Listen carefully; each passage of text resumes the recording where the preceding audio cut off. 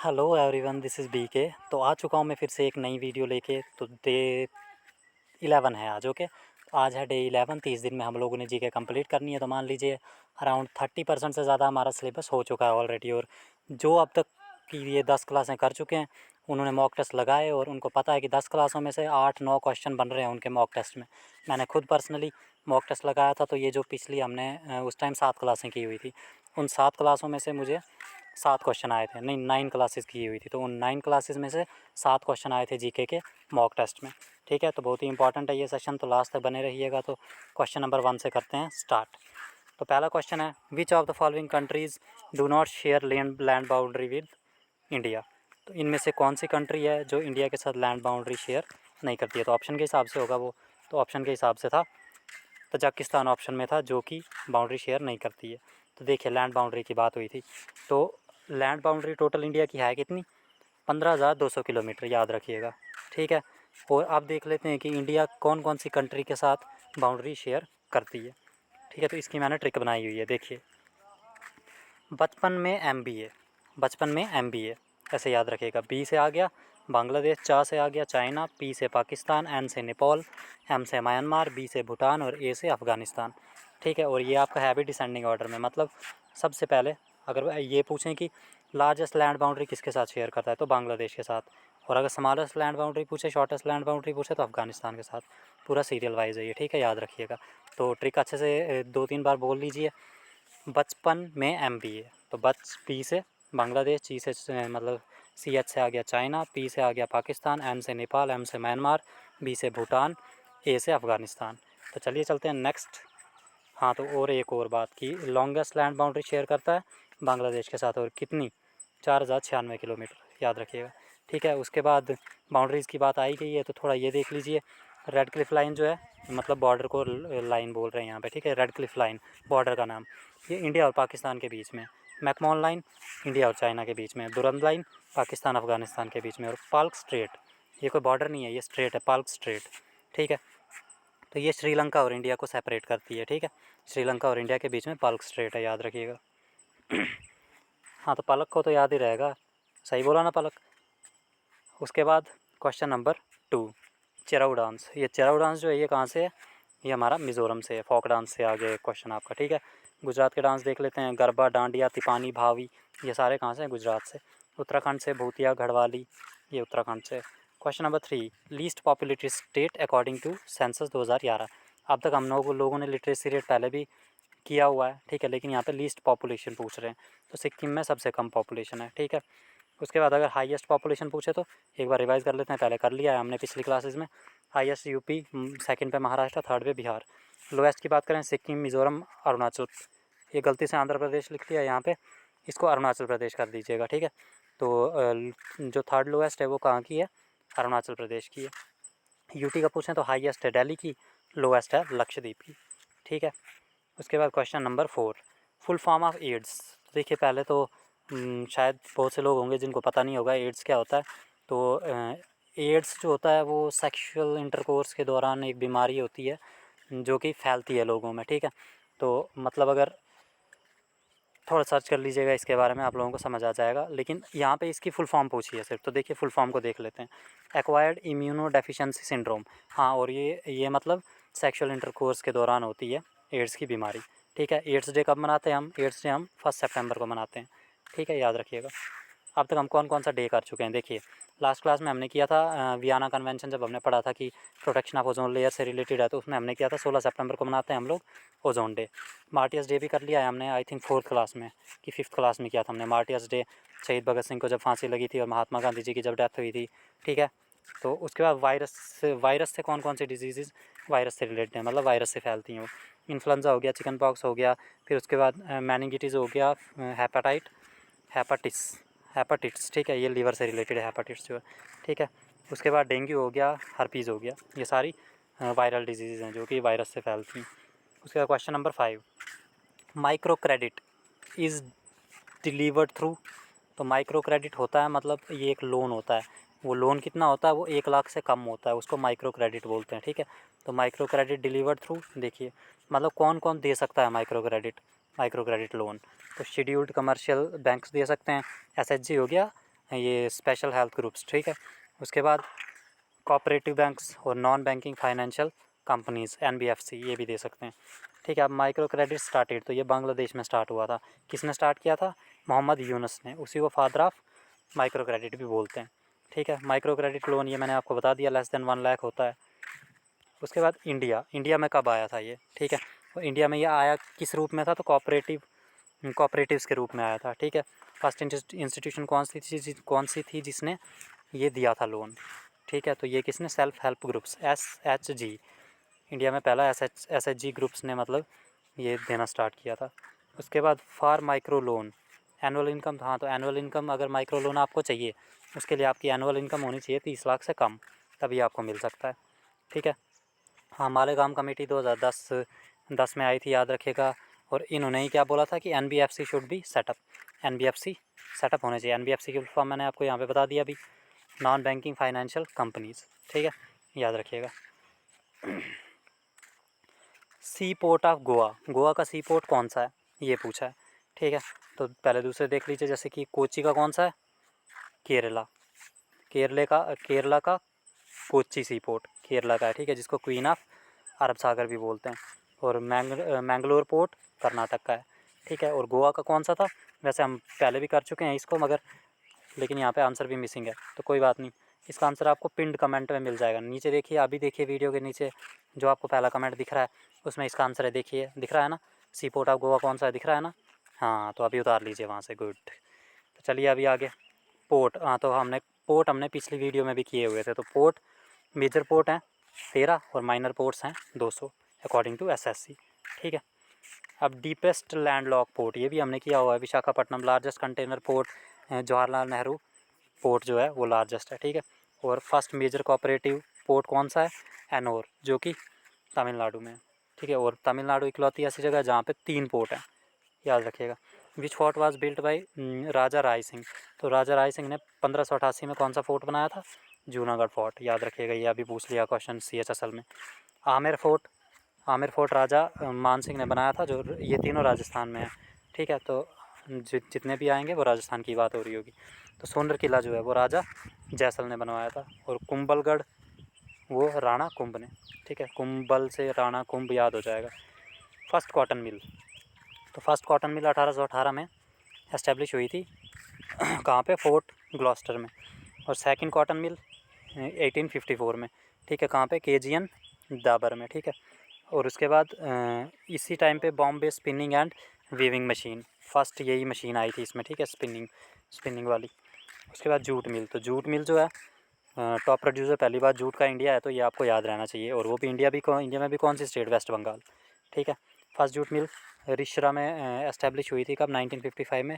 रिश्रा कहाँ है? वेस्ट बंगाल में, ठीक है। फर्स्ट सीमेंट इंडस्ट्री पूछ ले तो 1904 में हुई थी, चेन्नई में। Question number 9, which trek in Bhutan is consider to be the crown jewel of Bhutanese trekking, तो ट्रैकिंग पे जाते हैं ना लोग, तो कौन सा ट्रैक है जिसको क्राउन ज्वेल बोलते हैं, ठीक है, भूटान का? तो उसको स्नोमैन ट्रैक बोलते हैं। ऑफिशियल लैंग्वेज भूटान की क्या है पूछ लेते हैं, तो ये कौन सी है? जोंगखा, याद रखेगा। अफगानिस्तान की पूछें तो डारी एंड शोतो। उसके बाद अगर श्रीलंका की पूछें तो इनकी कौन सी है? सिन्हालीज और तमिल। और अभी अभी हमने क्या पढ़ा? श्रीलंका और इंडिया को कौन सा स्ट्रेट अलग करता है? Pluck straight. Question number 10, who is the 7th Sikh guru, देखिए ये पूछे थे क्वेश्चन इस बार CHSL में, ठीक है। तो मैंने पूरे 10 गुरु आपके सामने लिख लिए हैं। पहला था गुरु नानक, पहले थे गुरु नानक जी, ठीक है। और इन्होंने क्या किया था? लंगर की शुरुआत की थी, लंगर, ठीक है। फिर दूसरे थे गुरु अमरदास जी, फिर गुरु अर्जन देव जी, ये भी इंपॉर्टेंट है, इनके टाइम भी बहुत कुछ हुआ था, आगे अभी बताऊँगा आपको। तो गुरु हराई जी, उसके बाद गुरु तेग बहादुर, फिर गुरु अंगद जी, और गुरु रामदास जी, गुरु हरगोबिंद जी, गुरु हरकिशन, ठीक है। फिर 10th गुरु गोबिंद सिंह जी, तो ये तो हमने पहले पढ़ लिया था। 10th गुरु गोबिंद सिंह जी खालसा पंथ की स्थापना, याद कीजिए, ठीक है। अभी देखिए कि गुरु नानक जी ने, हाँ ये तो मैंने आपको बता दिया, लंगर की शुरुआत की थी इन्होंने। गुरु अर्जन देव जी, इन्होंने आदि ग्रंथ लिखा था, ठीक है। Started construction of golden temple, यही इन्हीं की बात हो रही है, गुरु अर्जन जी की। इन्होंने ही गोल्डन टेम्पल की कंस्ट्रक्शन स्टार्ट करवाई थी। और इनको किसने मारा था? जहांगीर ने। क्यों? क्योंकि इन्होंने जहांगीर का जो बेटा था उसने जहांगीर के ख़िलाफ़ कर दिया था रिबेलियन, उसके ख़िलाफ़ हो गया था, तो उसको शरण दी थी किसने, इन्होंने, गुरु अर्जन जी ने, ठीक है। इसीलिए जहांगीर ने इनको मार दिया था। तो गुरु हरगोबिंद सिंह, इन्होंने क्या किया था, अकाल तख्त की स्थापना की थी इन्होंने। उसके बाद गुरु tag Bahadur was killed by Aurangzeb, Aurangzeb ने इनको मारा था, ठीक है। और गुरु गोबिंद सिंह जी खालसा पंथ की स्थापना 10th गुरु जो है ये बता दिया था, ठीक है। तो उसके बाद देखिए क्वेश्चन नंबर 11, इल्तुतमिश। तो अभी औरंगजेब की बात हुई तो चलिए इल्तुतमिश का देख लेते हैं। 1210 से 1236 तक इसका राज था। याद कीजिए इसी ने कंस्ट्रक्शन कंप्लीट करवाई थी कुतुब मीनार की। स्टार्ट किसने करवाई थी, कुतुबुद्दीन ऐबक ने, और कंप्लीट किसने करवाया, इल्तुतमिश ने, ठीक है। इसने और क्या क्या किया था, इसने टंका और जीतल जो कि सिल्वर कॉइन और कॉपर कॉइन थे वो इसने स्टार्ट किए थे। तो ये पिछली बार के जीडी में पूछा हुआ है, हु स्टार्टेड टंकल एंड जीतल कॉइन्स, तो वो इसी ने किए थे, ठीक है, इल्तुतमिश ने। उसके बाद तुर्केन आ गया। तो तुर्केन, हाँ, तो तुर्केन चालगानी, इसको चालीसा भी बोलते हैं। मतलब इसने 40 स्लेव्स का एक ग्रुप बनाया था, ठीक है, जो कि इसको न्यूज़ वगैरह देते रहते थे क्या चल रहा है। तो वो इसी ने चालीसा भी पूछेंगे तो इसी ने, ठीक है। तो इसने इक्ता सिस्टम भी स्टार्ट करवाया था, जो कि बाद में अलाउद्दीन खिलजी ने रिमूव कर दिया था। और चालीसा किसने रिमूव की थी, बलबन ने। याद रखिएगा ये इंपॉर्टेंट है, ये रिमूव किसने किया ये बहुत ज़्यादा इंपॉर्टेंट है, ठीक है। इक्ता सिस्टम किसने रिमूव किया, स्टार्ट किया इल्तुतमिश ने, रिमूव किया अलाउद्दीन खिलजी ने। और चालीसा भी स्टार्ट किया था इल्तुतमिश ने, रिमूव किया बलबन ने, ठीक है। उसके बाद देखिए कि इसके बाद रज़िया सुल्तान जो है वो बनी थी, जो कि first and only Muslim ruler of India थी 1236 से लेकर 40 तक, ठीक है। उसके बाद जो इम्पोर्टेंट था इनमें से तो वो बलबन ही था।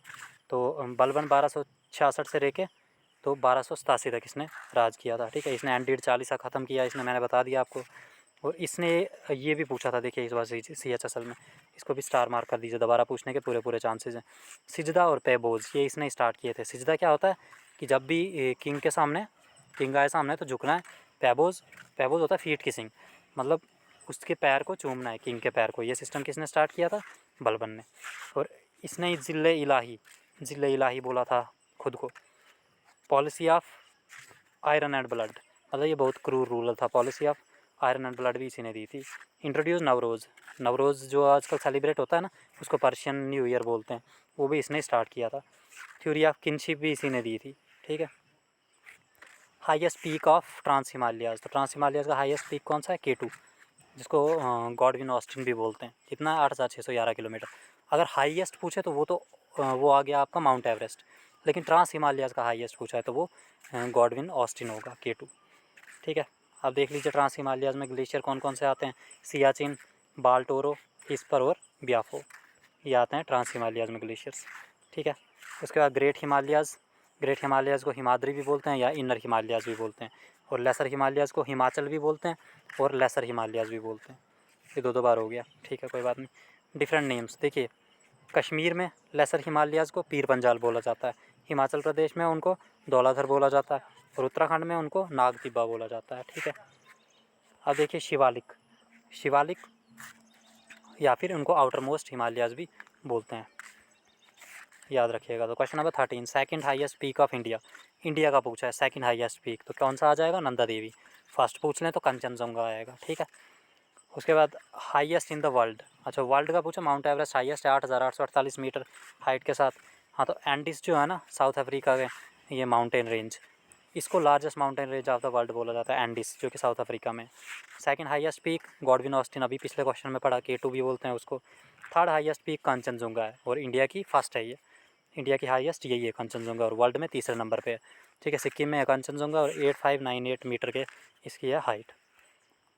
अब देखिए क्वेश्चन नंबर 14, आर्टिकल 50 क्या बोलता है, separation of judiciary from executive, ठीक है। Article 40 organization of village panchayat, 40 जब भी आए तो विलेज पंचायत से याद रखना है आपने, ठीक है। उसके बाद article 39A equal justice and free legal aid, ये मैंने आपको पहले ही एक्सप्लेन करके रखा है, फ्री लीगल एड क्या है। उसके बाद आर्टिकल 45 अर्ली चाइल्डहुड केयर, और article 48 organization of agriculture and animal husbandry. अब देखिए लिटरेसी रेट रिलीजियस ग्रुप्स का देख लेते हैं।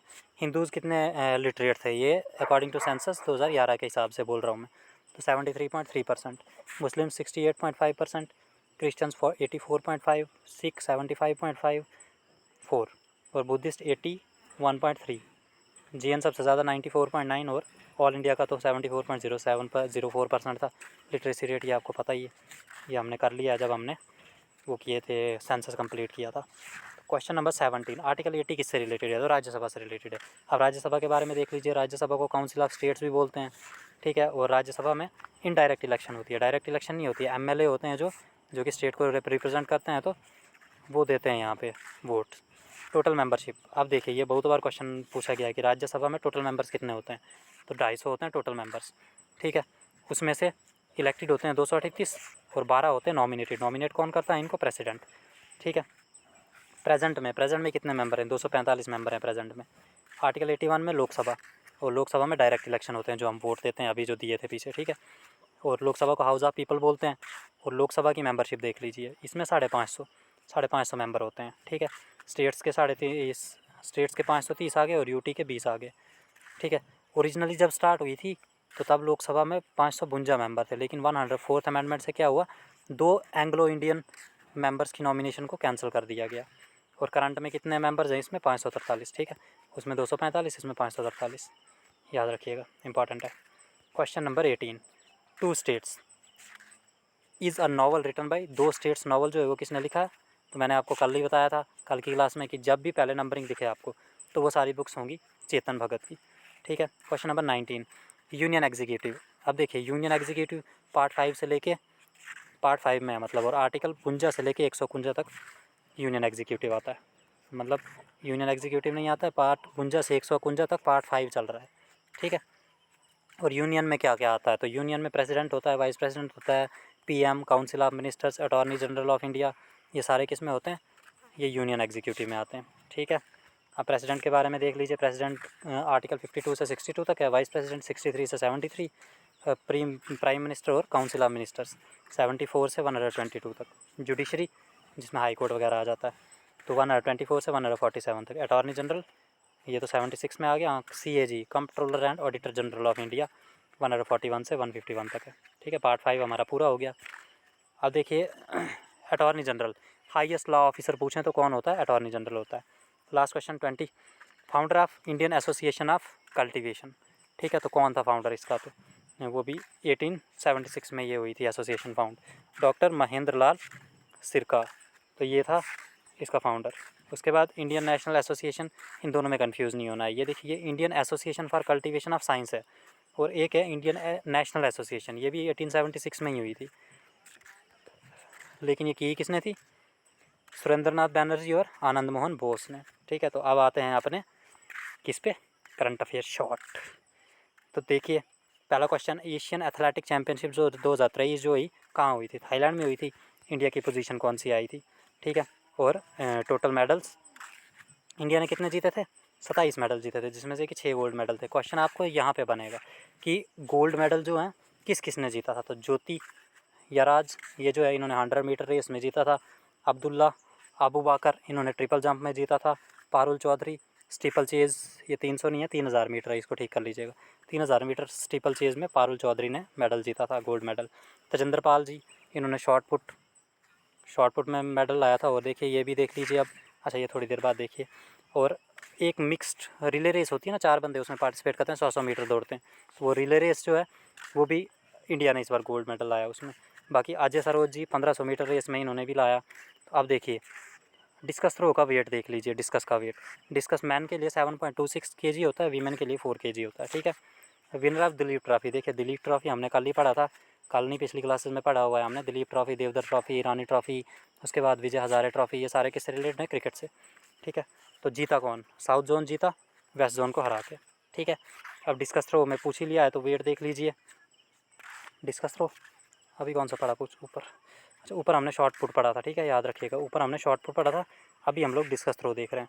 तो डिस्कस थ्रो जो होता है उसका वेट होता है मैन के लिए 2 kg और वीमेन के लिए 1 kg, ठीक है।